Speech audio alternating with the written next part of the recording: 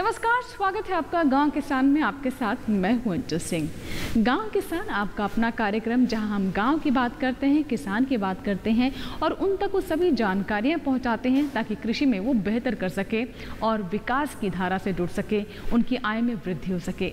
इसीलिए हमेशा की तरह कार्यक्रम में सबसे पहले हम बात करते हैं खेती किसानी की, उसके बाद हम आपको जानकारी देते हैं पशुपालन के बारे में, हमारा पशुधन में, और अंत में दिखाते हैं एक कामयाब किसान की कहानी, कामयाब किसान की दास्तान में। तो चलिए शुरुआत करते हैं आज के गांव किसान की। एक कहावत तो आपने सुनी होगी, आम के आम और गुठलियों के दाम। और ये कहावत हमारी मधुमक्खी पालन पर बिल्कुल सटीक बैठती है, क्योंकि यहाँ जहाँ एक तरफ आपको शहद से अतिरिक्त आय होती है, वहीं आपकी फसलों पर भी सकारात्मक असर इसका देखने को मिलता है। तो अगर आप भी मधुमक्खी पालन करना चाहते हैं तो ये आपका बहुत ही अच्छा फैसला है। लेकिन इससे जुड़ी हुई कुछ खास बातें हैं, अगर उसका ध्यान आप रखते हैं तो आप अच्छा उत्पादन ले सकते हैं, साथ ही आपकी आय में वृद्धि भी हो सकती है। तो आइए देखते हैं मधुमक्खी पालन पर हमारी ये रिपोर्ट।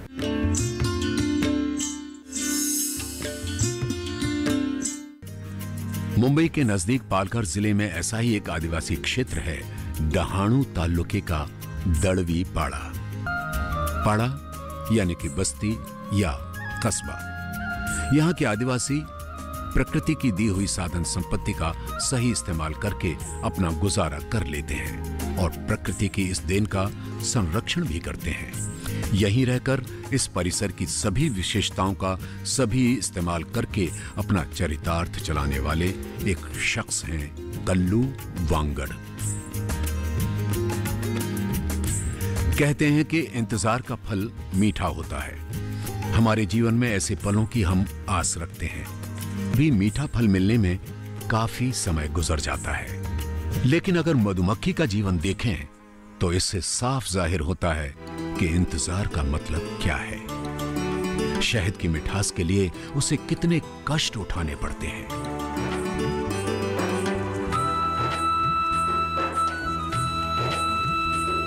मधुमक्खी गुनगुनाते हुए पूरा ध्यान लगाकर अपना काम करती है, तब जाकर वो स्वादिष्ट और गुणकारी शहद बनाती है। चलिए आज देखते हैं मधुमक्खी और मानव के जीवन से जुड़ी ये मधु कथा।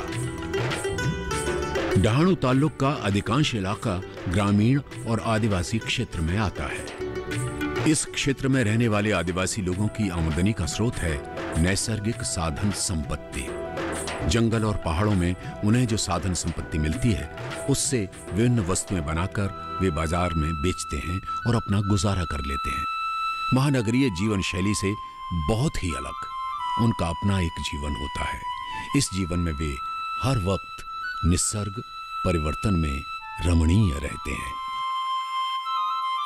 जंगल में जो प्रकृति का खजाना छिपा होता है, उसे हासिल करने के लिए प्रकृति के साथ दोस्ती करनी पड़ती है, उससे हाथ मिलाकर चलना पड़ता है। पेड़ पौधे पशु पक्षी सब प्रकृति का वरदान है। उनसे दोस्ती करके उन्हें संभाल कर चलें तो प्रकृति हमें बहुत कुछ देती है। प्रकृति का हर एक अंश मानव को किसी न किसी प्रकार से सहायता करता है। प्रकृति का ऐसा ही एक महत्वपूर्ण अंश है मधुमक्खी। मधुमक्खी का घर और जीवन श्रम से भरा होता है। एक साथ रहने वाली सभी मधुमक्खियां एक मौन वंश कहलाती हैं। एक मौन वंश में 3 तरह की मधुमक्खियां होती हैं, रानी, नर तथा तमेरी। रानी मधुमक्खी सबसे बड़ी होती है और पूरी कॉलोनी की वो प्रमुख होती है। मधुमक्खियां फूलों से पराग और मीठा रस चूस लेती हैं और उसकी सहायता से शहद, जो उनका प्रमुख अन्न है, वो बना देती हैं। अपने छत्ते में उसका संचय करती हैं। इन मधुमक्खियों का संवर्धन और विकास का व्यवसाय करने का काम करने के लिए आदिवासियों को विशेष रूप से प्रशिक्षित किया जाता है। माझं नाव प्राध्यापक विलास जाधव, कृषी विज्ञान केंद्र कोसबाडील सध्या प्रमुख म्हणून कार्यरत आहे। हमारी संस्था कृषि विज्ञान केंद्र कोसवाडील महाराष्ट्र आदिवासियों के लिए विशेष कार्य करती है। उनके उन्नति के लिए विशेष कार्यों में ग्रामीण विकास, शिक्षा एवं उन्नति पे काम करती है। पालघर जिला के अंतर्गत आने वाले इस क्षेत्र में प्रमुख 3 समस्याएं हैं। पहला अन्नधन उत्पादन, बेरोजगारी और कुपोषण। इन तीनों समस्याओं से निपटने के लिए सरकार ने विभिन्न स्कीमों का आयोजन किया है। इस माध्यम के प्रयास से बेरोजगारी को दूर करने के लिए आदिवासियों का समूह बनाकर कुक्कुट पालन, सुअर पालन, गौ पालन और मधुमक्खी पालन के लिए 5 से 7 दिनों का स्किल बेस्ड ट्रेनिंग देते हैं। यह पालघर जिला जंगलों का क्षेत्र है। यहाँ नैसर्गिक साधन संपत्ति प्रचुर मात्रा में है। यहाँ मधुमक्खी पालन का बहुत ही उपयुक्त साधन है। इन्हें संगठित कर प्रशिक्षण देकर हम इन्हें रोजगार देने का काम करते हैं। प्रशिक्षण के तहत बहुत सारे आदिवासी अच्छी तरह से प्रशिक्षित हुए और उन्हें अच्छे रोजगार का मौका भी मिला। कल्लू वांगड़ भी उनमें से ही एक है। पहले कुछ कारखानों में खेतों में मजदूरी का काम करने वाले कल्लू ने इस प्रशिक्षण का लाभ उठाया और मधुमक्खी पालन में अच्छा कौशल प्राप्त किया। अब वे इसी व्यवसाय से अपना घर भी चला लेते हैं और अच्छी खासी कमाई भी कर लेते हैं। नमस्कार। पालघर पहाड़ी जंगल क्षेत्र में आता है। हमारे पास थोड़ी सी जगह है जिसे पूरा साल का अनाज नहीं हो पाता है, जिसके लिए हमें कृषि संबंधित व्यवसाय से जुड़ना पड़ता है। मैं कोसवाडिल केवीके में प्रशिक्षण के लिए गया और वहाँ 1 महीने का मधुमक्खी पालन का प्रशिक्षण लिया। वहाँ से आकर मैंने मधुमक्खी पालन का काम शुरू किया। ट्रेनिंग मधमाशीचं ट्रेनिंग चालू होतं। तो अभी आपने देखी मधुमक्खी पालन से जुड़ी हमारी विशेष रिपोर्ट, और सरकार भी इसे प्रोत्साहन देने के लिए कई तरह के अनुदान भी दे रही है। इसी के साथ ही यहाँ लेंगे एक छोटा सा ब्रेक के बाद जब वापस आएंगे तो बात करेंगे हमारा पशुधन की। कहीं मत जाइएगा, देखते रहें गाँव किसान।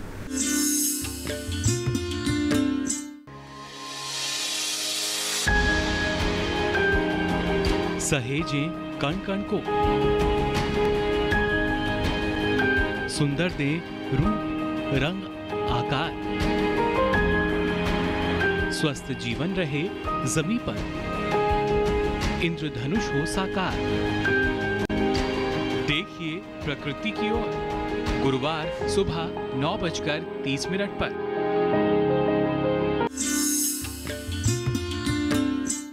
ब्रेक के बाद एक बार फिर आपका स्वागत है। आप देख रहे हैं गांव किसान और अब बात हमारा पशुधन की।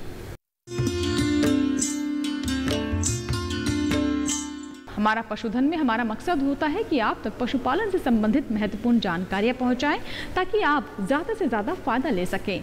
आज इसी कड़ी में हम बात करेंगे भैंस पालन के बारे में। इससे जुड़ी विशेष बातों के लिए आइए देखते हैं हमारी ये रिपोर्ट।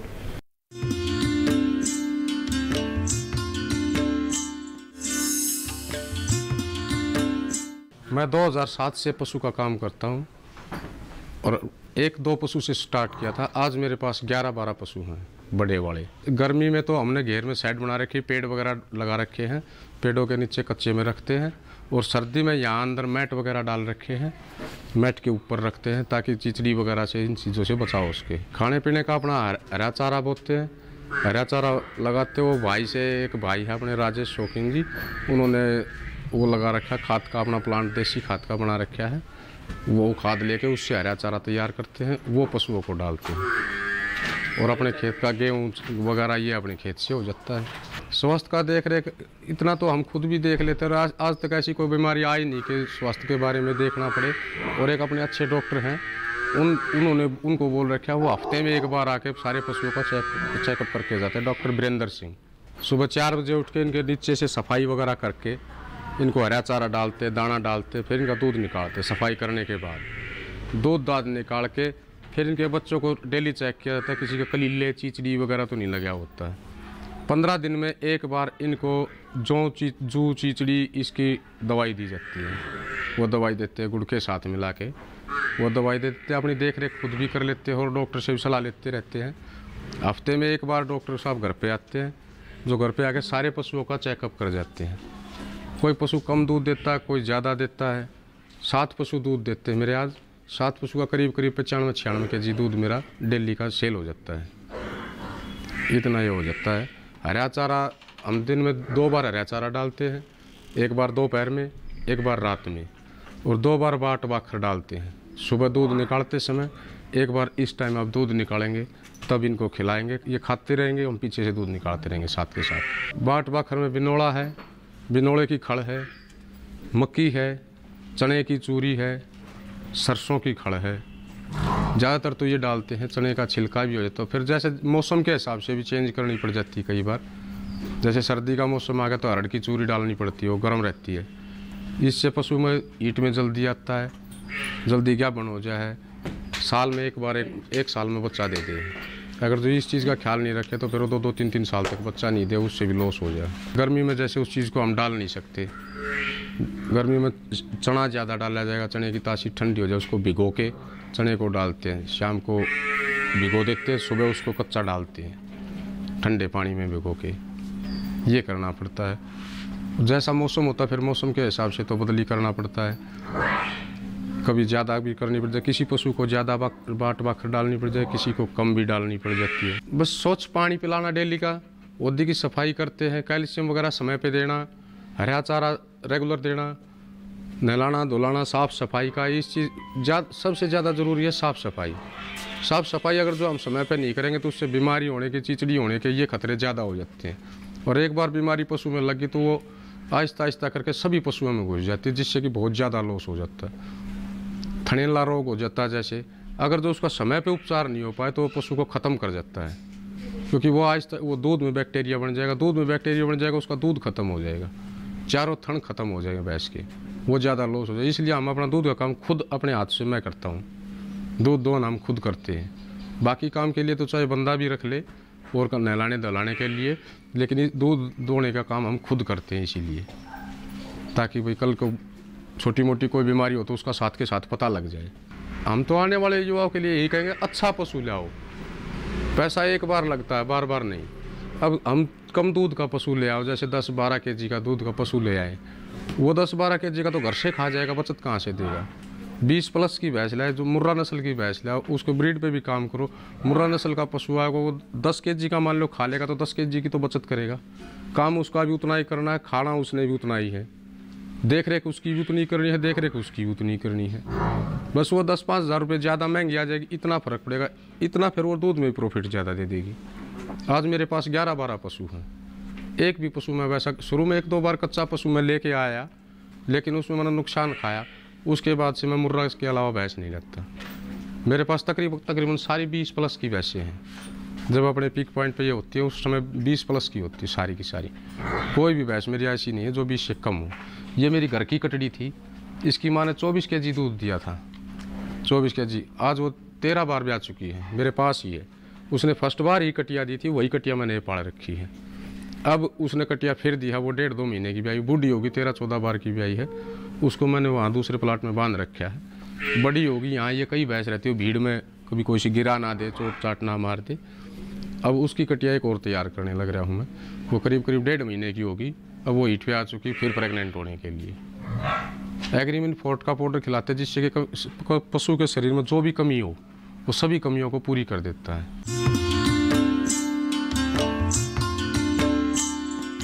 हमारा पशुधन में ये थी भैंस पालन से जुड़ी हमारी विशेष रिपोर्ट। इसी के साथ ही वक्त हो गया इस माह के पशुपालक कैलेंडर का।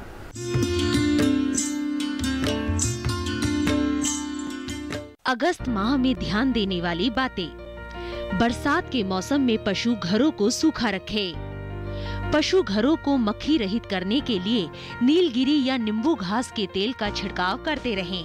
पशुओं को खनिज मिश्रण 30 से 40 ग्राम प्रतिदिन दें, जिससे पशु की दूध उत्पादन और शारीरिक क्षमता बनी रहे।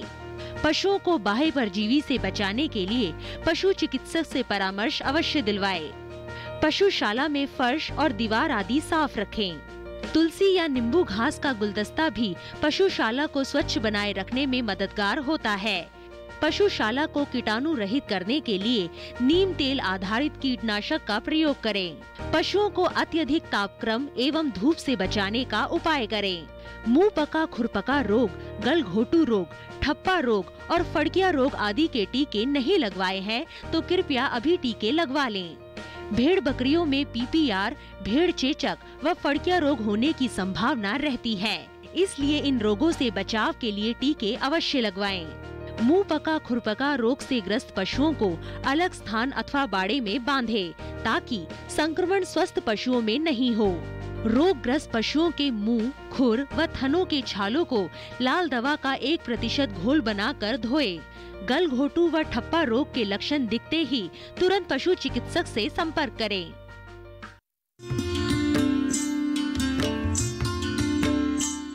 तो ये था इस माह का पशुपालक कैलेंडर। फिलहाल वक्त है एक छोटे से ब्रेक का। ब्रेक के बाद जब वापस आएंगे तो बात करेंगे कामयाब किसान की दास्तां की।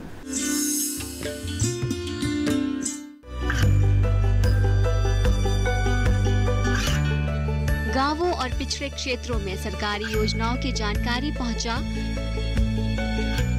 देश में कौशल और क्षमता विकास कर ग्रामीणों को सामाजिक बदलाव और विकास से जोड़ने की दूरदर्शन किसान की पहल चौपाल चर्चा देखें सोमवार से शुक्रवार सुबह 9 बजे।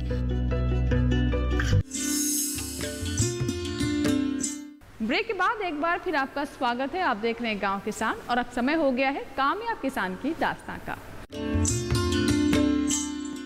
कामयाब किसान की दास्तां में हम आप तक जो कहानियां पहुंचाते हैं उन्हें देखकर बिल्कुल समझा जा सकता है कि अगर मन में इच्छा शक्ति प्रबल हो, आपने दृढ़ निश्चय कर लिया है तो कोई भी चुनौती आपका रास्ता नहीं रोक सकती। ऐसा ही कुछ कर दिखाया है हमारे बहुत सारे किसानों ने, जिनकी कहानियां हम आप तक कामयाब किसान की दास्तां में पहुंचाते हैं। इन कहानियों को देखकर न सिर्फ इन किसानों का मनोबल बढ़ता है बल्कि अन्य किसान भी इससे सीख लेते हैं। तो आइए दिखाते हैं ऐसे ही किसान की कामयाबी की कहानी। हरियाणा, यहाँ संघर्ष में लिपटी सफलता की कई कहानियां हैं जो इन लहलहाते खेतों के साथ झूम रही हैं। ऐसी ही एक हौसलों से भरी सफलता की कहानी के किरदार का नाम है कुलदीप धारीवाल, जो हरियाणा के कैथल जिले के एक छोटे से गांव छोत में रहते हैं। कुलदीप आज एक सफल किसान हैं। कृषि से संबंधित हर साधन है उनके पास।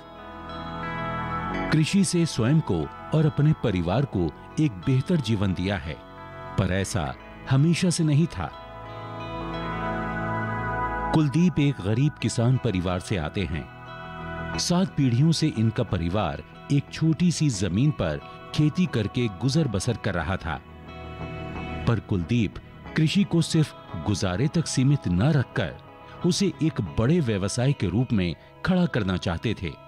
उनके इस नजरिए से उनके परिवार का जीवन गरीबी की मायूसी से निकलकर आज एक समृद्ध और सफल एहसास को महसूस कर रहा है। छोटी सी जमीन पर मुट्ठी भर अनाज उगाने वाले कुलदीप आज कई बीघा जमीन के मालिक हैं। हमारे दादाजी और हमारे परदादा जी और हमारे पिताजी भी, वो भी पुश्तैनी खेती का काम है हमारा। हम पेशेवर 7 पीढ़ी से किसान हैं और मेरे पिताजी भी, वो भी एक साधारण फार्मर थे और मेरा एक साधारण फैमिली के अंदर जन्म हुआ था।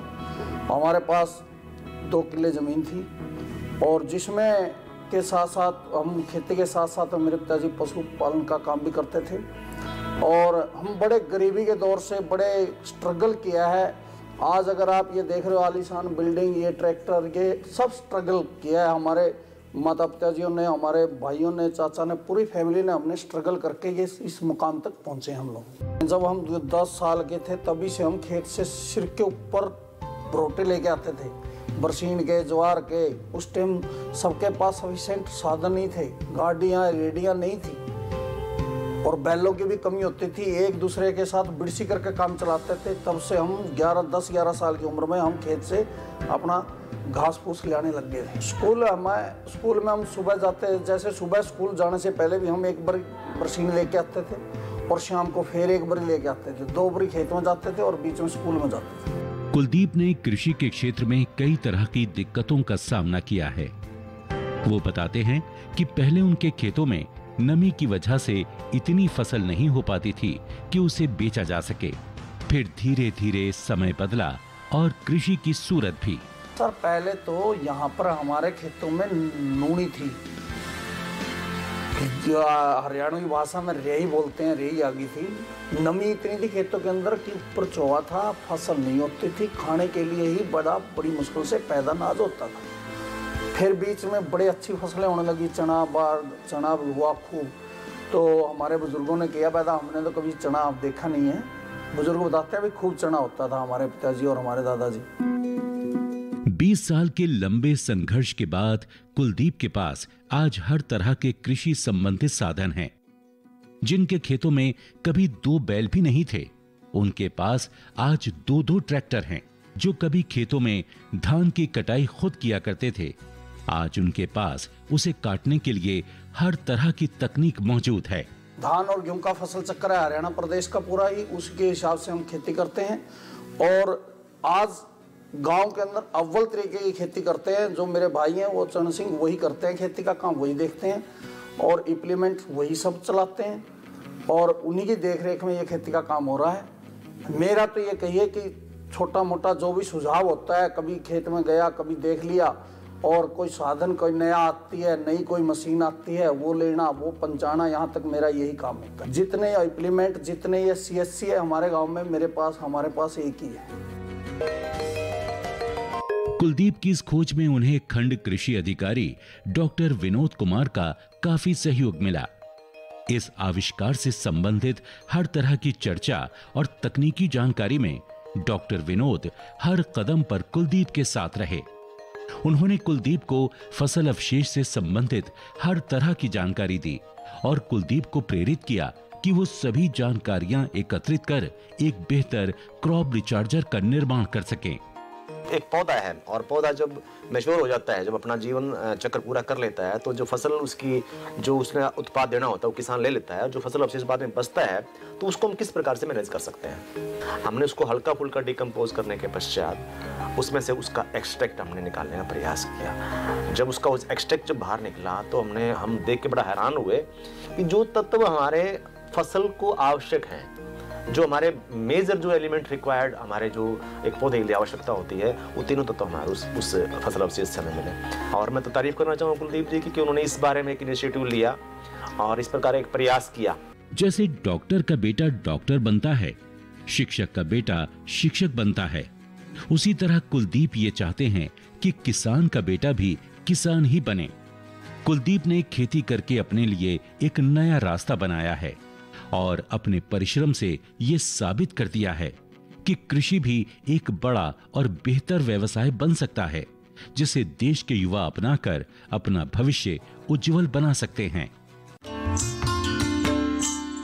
तो ये थे कामयाब किसान की दास्तां। इसी के साथ ही गांव किसान में फिलहाल आज इतना ही। गांव किसान में नए अंक के साथ फिर होगी आपसे मुलाकात। तब तक के लिए दीजिए इजाजत, लेकिन आप बने रहें दूरदर्शन किसान के साथ। नमस्कार।